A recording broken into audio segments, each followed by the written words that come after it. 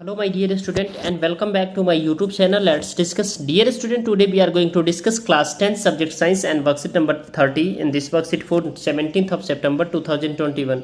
So dear student, आज भी हमारा chapter metals and non metals continue चल रहा है, तो चलिए हम स्टार्ट करते हैं.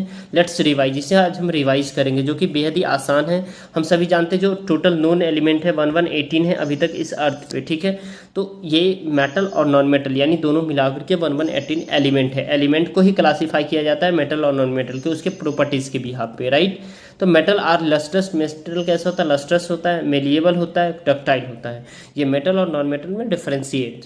ठीक है, are good conductor of heat and electricity. ये गुड कंडक्टर होता है हीट और इलेक्ट्रिसिटी के.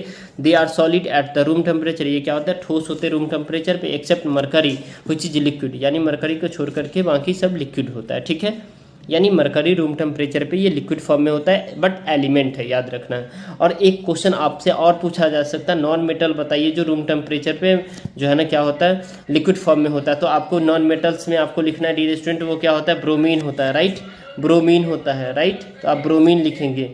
ब्रोमीन, तो ब्रोमीन काफ़ी आसान है. ठीक है, तो ये ब्रोमीन आपको नॉन मेटल में आप लिखेंगे. ठीक है, मेटल आर.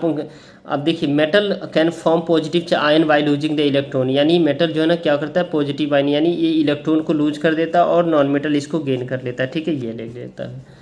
अब देखिए, these metals combines with the oxygens to form basic oxide. यानी मेटल जो है ना ऑक्सीजन के साथ कंबाइन करके बेसिक ऑक्साइड बनाता है, जैसे aluminium oxide and zinc oxide. So the properties of the both basic as well as acidic. ठीक है, ऑक्साइड का. This oxide are known as the amphoteric oxide, जो कि ये आपके क्वेश्चन में पूछा गया है. Right, amphoteric oxide. अब differentiate between differentiate metals have different metals have different reactivities with the water and the dilute. यानी मेटल के अलग अलग रिएक्टिविटीज होती है, एक्टिविटीज होती है. यानी मेटल के पास डिफरेंट रिएक्टिविटीज होती है जैसे वाटर और डाइल्यूट का. ठीक है, जैसे H2SO4 डाइल्यूट है ये. ठीक है, इसका जब रिएक्शन होगा किसके साथ? H2O को के साथ, तो ये डिफरेंट रिएक्शन होगा. ठीक है, यानी ये डिफरेंट कैरेक्टरिस्टिक्स शो करेगा. राइट, उसके बाद हम देखेंगे different A list of the common metals arrange in order two of their decreasing reactivity. यानी जो लिस्ट ऑफ द मेटल्स है वो ऑर्डर कैसे होता है? डिक्रीजिंग रिएक्टिविटी,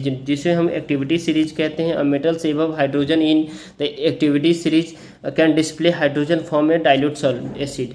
अब ए मोर रिएक्टिव मेटल, यानी जो ज़्यादा रिएक्टिव मेटल है डिस्प्लेस कर देता है लेस रिएक्टिव मेटल से किसी भी सॉल्ट सॉल्यूशन में. ठीक है, metal have properties opposite to that of the metals. यानी मेटल के पास, नॉन मेटल के पास अपोजिट प्रॉपर्टी होता है मेटल से. जैसे they are the neither malleable not ductile, जबकि they had conduct heat and electricity. यानी नॉन मेटल जो होता है ना तो मेलिएबल होता है ना ही डक्टाइल होता है, बट मेटल जो है ना क्या होता है? कंडक्ट करता है हीट और इलेक्ट्रिसिटी के. जैसे ग्रेफाइट को छोड़ दे, ग्रेफाइट एक नॉन मेटल है फिर भी ये क्या करता है? हीट इलेक्ट्रिसिटी को कंडक्ट करता है. ठीक है, जैसे कि आप पेंसिल का नोक देखते हैं तो वो क्या है? आपका ग्रेफाइट है.